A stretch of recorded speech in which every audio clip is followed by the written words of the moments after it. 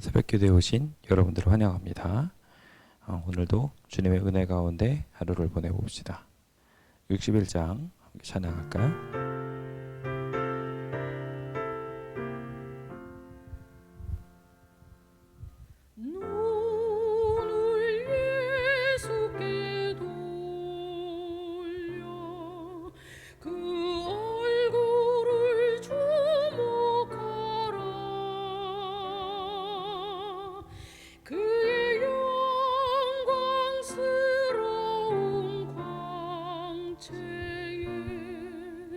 세상 영화는 사라지네.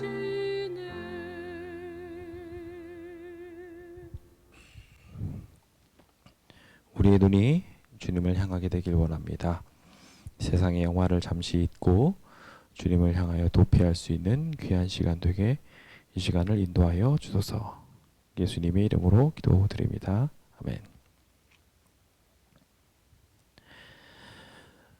하나님의 규례와 율법은 우리에게 도피성이 되어줍니다. 우리가 힘들고 어려울 때 주님의 약속은 큰 힘과 위로가 되지요. 오늘 우리는 도피성 된 규례를 우리의 말씀의 주제로 삼아 함께 은혜를 나눠보려고 합니다. 지난 시간들을 통하여 우리는 율법을 지켜야 되는 이유들을 하나하나 살펴보았습니다. 첫 번째로 율법은 큰 나라들 장차 도래하게 될 천국의 그림자입니다. 장차 우리는 하늘나라에 가게 되어 하늘나라의 삶을 살아야 하지요.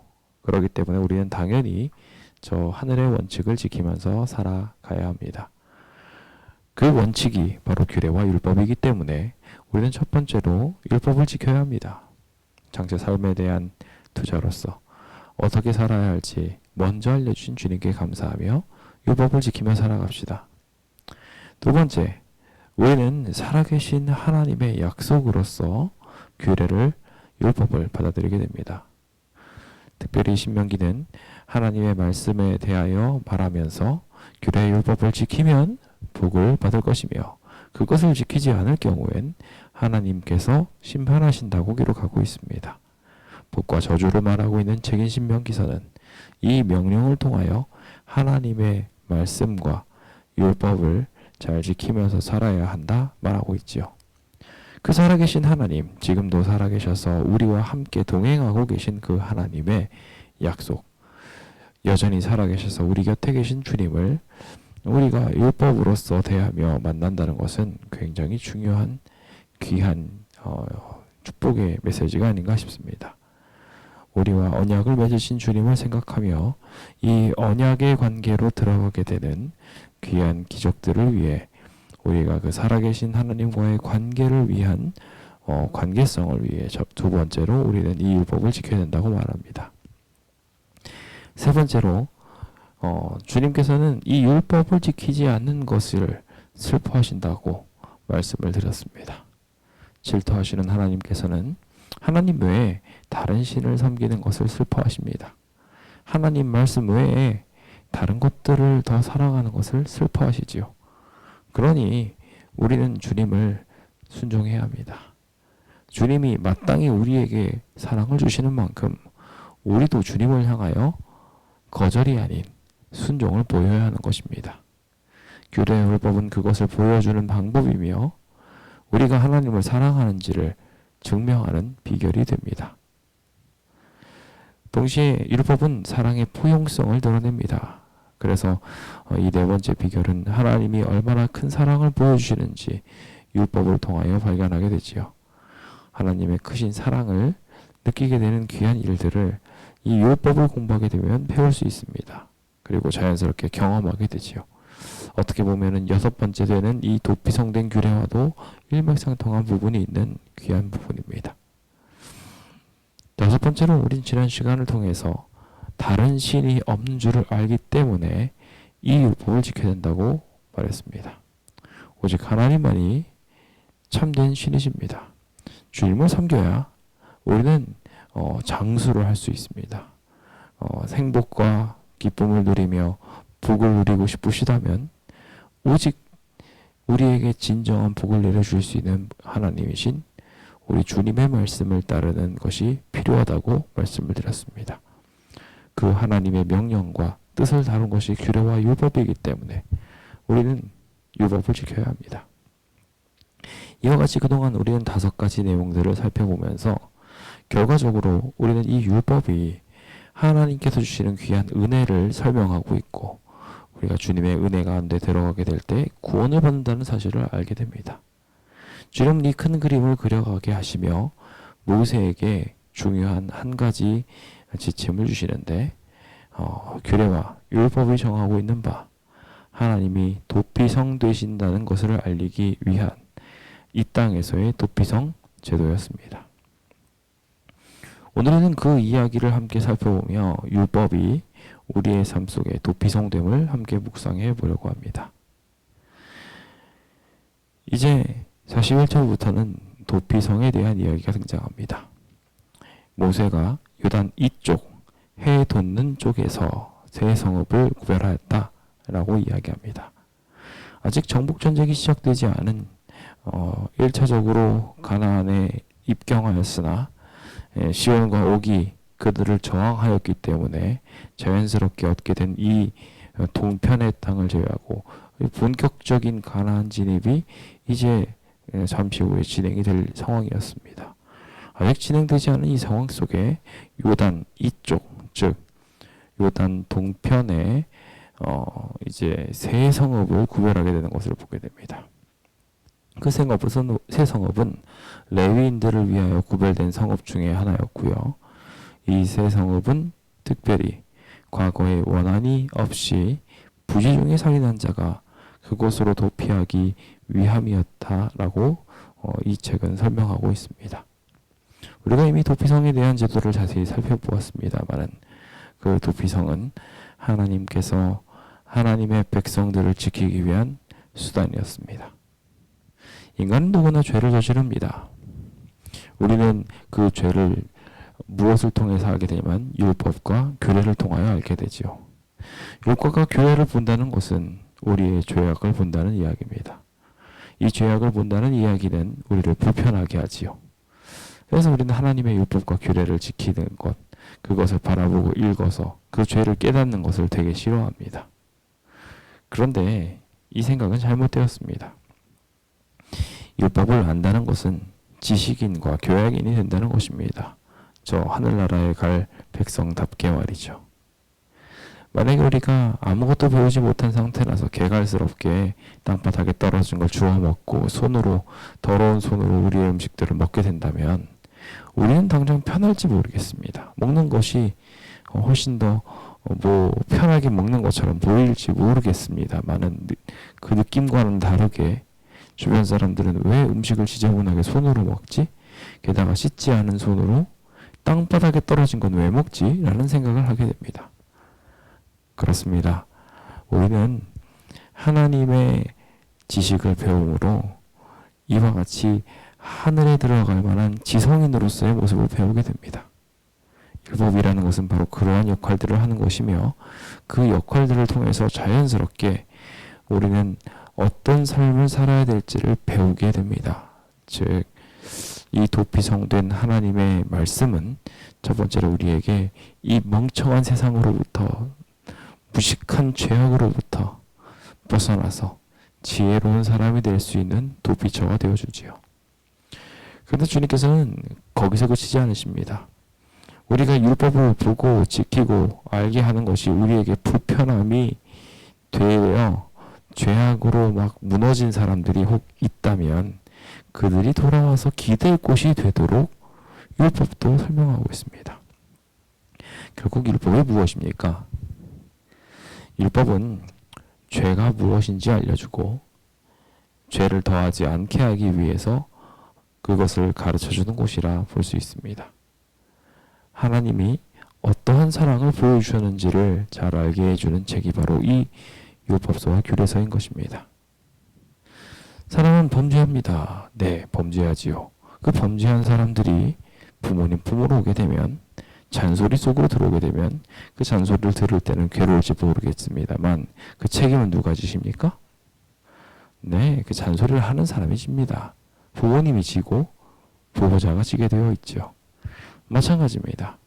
하나님께서는요, 우리가 잘못해서 사단에게 끌려가고 사단의 세상에서 질차를 당할 때 먼저 파출소 문을 열고 들어와서 부모가 자기 자식한테 잔소리를 하고 난 다음에 제가 책임질 테니까 이 아이 보내주십시오 라고 이야기하는 것과 똑같이 우리의 피난처가 되어주십니다. 율법이 말하고 있는 것이 단순히 이 백성의 죄만 말하고 있는 것이 아니라 죄가 용서되는 과정도 설명하고 있기 때문입니다. 많은 이들이 죄가 무엇인지 알게 되면 어떻게 그 죄를 없애야 하는지를 생각하지 않고 죄를 피하기 위해서만 애를 쓰는 경우가 있습니다. 틀렸습니다. 진짜 율법의 방법은, 그리고 우리가 율법을 사랑하게 되는 방법은 우리의 죄가 주홍같이 많으나 그 죄가 참 많은 것들을 하나님께 가져가기만 하면 하나님이 용서해 주신다는 것입니다. 이게 율법의 핵심입니다. 피는 피로서 속한다라는 이 귀한 원칙을 주님께서 친히 져주셨기 때문에 우리는 하나님의 말씀이 꿀보다 달다고 느끼게 되는 것입니다. 아이가 범죄를 하여서 파출소에 들어가게 되었을 때 힘들고 어려울 상황이지만 부모의 잔소리가 들리게 되면 그때부터 안심합니다. 당장 혼날까봐 걱정이 되기는 하지만 부모가 왔다는 안심 아래 부모가 나를 꺼내줄 거라는 마음의 안심을 얻게 되지요. 마찬가지입니다. 주님은 주님의 백성들을 이와 같이 지켜주십니다. 불중에 범죄한 자들, 자신이 선택하여 하나님을 떠나겠다고 한 자들이 아닌 자들은 주님께서는 그 살인한 자라 할지라도 도피하여 그 성읍에서 보호를 받도록 하였음을 보게 됩니다. 우리도 우리의 죄로 말미암아 하나님을 떠나게 되었을 때 부지중에 주님을 떠나게 됨으로 인하여 사단이 우리를 잡아 쳐넣으려고 할 때 우리가 주님께로 도망하게 된다면, 주님의 법으로 도망하게 된다면, 주님의 법이 규정하고 있는 도피성으로 들어가게 된다면 주님이 우리를 보호하여 주십니다. 그 생명의 보전을 믿게 되시길 예수님의 이름으로 축원드립니다. 주님은 그 일들을 모세에게 이미 가나안에 들어가기 전부터 준비하게 하였음을 보게 됩니다. 요단 이쪽 동편에서 두 지파 반이 받게 된 그 땅에 하나님께서는 도피성을 3개나 세우도록 하셨습니다. 르우벤과 갓, 므낫세의 도피성들을 두어서 광야 평원에 있는 베셀이라 하는 곳으로 르우벤 지파를 위한 곳을 두게 되고, 길랏 라못이라고 하는 곳에 갓 지파를 위하여, 그리고 므낫세 지파를 위한 바산과 골란 지방에 각각 그것들을 두게 하여서 두 지파 반이지만 오히려 더 넉넉하게 누릴 수 있는 하나님의 은혜의 장소들을 더하여 주었던 것입니다. 주님은 베셀, 요새와 같이 우리를 둘러싸서 지켜주실 것이며, 라못, 이제 산호를 의미하는 단어인데요. 이 산호초는 물고기들의 은신처가 되죠. 그들의 집이 되기도 합니다. 그곳에서 하나님의 은혜를 누릴 수 있도록 하였고, 골란, 원이라는 의미인데요. 동그란 부분, 하나님의 그 모든 보호를 말하는 성의 모양을 그리며 이 기나레 바다 쪽 25km 떨어진 이 사헤멜졸란 마을에 하나님의 원형 보호막이 있도록 만들어 두셨음을 보게 됩니다. 하나님은 우리를 사랑하십니다. 그리고 이 백성들을 지키고자 하십니다. 그것을 이루고자 주님은 율법과 규례를 주신 것입니다. 우리가 성경을 읽으면서 성경에 등장하는 이것도 지켜야 되고 저것도 지켜야 된다는 메시지를 볼 때마다 혹 율법과 규례를 싫어하게 되셨다면 그 규례들이 우리를 죄로부터 지키고 있는 도피성이라는 것을 믿게 되시길 간절히 바랍니다. 우리가 그것을 알기 때문에, 그것을 들었기 때문에 죄로부터 보호를 받고 있는 도피성이 된 것이지요. 아울러 그것이 죄인 것을 알게 되어서 우리가 죄를 피하면 제일 좋겠지만 죄를 피하지 못하고 죄를 부지중에 지었다면 마찬가지로 규례가 우리에게 도피성이 됨을 믿게 되시기 바랍니다. 우리가 주님의 규례가 말하고 있는 피로서 피를 속할 수 있다는 은혜 아래에 있음을 기억하십시오. 주님이 우리를 위하여 피를 흘려주셨으니 생명의 값을 주님이 지어주신 것으로 우리가 기뻐하며 주님께 나아가게 된다면 주님의 대속도 누리게 될 것입니다. 오늘 그 귀한 사랑의 법이 우리 앞에 펼쳐져 있음에 감사합시다. 그 은혜가 우리 오늘도 지키시며 온전한 길로 이끌어 주실 것입니다. 그 규례와 율법을 우리의 도피성 삼으며 죄로부터의 방벽이 되고 죄를 지은 이들의 용서처가 되는 이 도피성 아래에서 늘 행복 누리게 되시길 간절히 바라면서 오늘 모든 말씀을 마칩니다. 자비로우신 주여, 우리를 향하여 도피성을 내려주심에 감사합니다. 규례와 율법이, 이 규칙들이 우리를 죄로부터 벗어나게 해주고 동시에 죄의 용서의 방법까지 알려주고 있음을 주님 알려주셨사오니 이제 더 이상 율법을 불편해하지 않고 하나님의 보호의 손길로 들으며 하나님의 구원을 바라며 이 율법을 사모하고 사랑하게 하여 주시옵소서. 우리의 도피성 되신 예수님 이름으로 기도드립니다. 아멘. 네, 오늘 말씀을 생각하시면서 하나님의 은혜를 상기하는 귀한 은혜의 시간 되셨으면 좋겠습니다. 도르가부 사업과 교회 성장은 연관이 깊습니다. 많은 이들에게 봉사하고 사랑을 나눈 일들은 굉장히 필요하지요. 성전 수와 관련해서 가장 취약해진 부서 중에 하나가 도르가부가 아닌가 싶습니다. 많은 사람에게 더 많은 사랑을 나눌 수 있도록 우리가 성전 수와 더불어서 교회 성장을 위하여 함께 꿈꾸게 되었으면 좋겠습니다. 이번 한 주는 조합과의 협약서를 위하여 특별히 많이 기도하게 될 텐데요. 협약서의 문구들이 우리 조합원들에게 충분히 설득되어질 수 있도록 준비되게 기도 많이 부탁드리겠습니다. 우리 어제 안종도 집사님을 방문을 갑자기 하게 되었습니다. 찾아뵈니까 이렇게 대장암으로서 고생을 하신다는 이야기를 듣게 되었습니다. 오늘 앰뷸런스를 타고 입원을 하시게 될 텐데요. 풍으로 고생하시고 참 어려운 시간들을 보내게 되신 가운데 얻게 된 질병인 만큼 참 어려운 상황인 것은 분명합니다. 하지만 제가 말씀을 드릴 때도 전달을 드렸지만 하나님의 백성들은 믿음이 있는 사람들이고 기적을 신뢰하는 사람들입니다. 우리 안정숙 집사님이 잘 치료받으시고 제가 어제도 만나 뵙고 손도 잡아보고 하니 손도 뜨끈뜨끈하니 나는 아직 살아있어야 된다 라고 말씀하시면서 자신의 자식들을 위해서라도 내가 할 일이 남아있다고 하시는 이야기를 들으면서 우리 기도가 필요하다는 생각을 하게 되었습니다. 우리 안정숙 집사님이 병마를 잘 이기실 수 있도록 끝까지 하나님 신뢰하게 기도해 주시고 하나님께서 어떠한 계획을 가지고 계신지 알지 못하나 하나님의 뜻대로 그 집사님께서 꿈꾸시는 아들의 회복까지 잘 이루어 주시기를 함께 기도해 주셨으면 좋겠습니다. 그럼 있는 자리에서 잠시 기도하시면서 오늘도 우리와 함께 계시는 살아계신 하나님을 만나시는 귀한 시간 되셨으면 좋겠습니다. 음악이 멈추실 때까지 있는 자리에서 잠시 그럼 기도하시는 시간 갖도록 할까요? 기도하시겠습니다.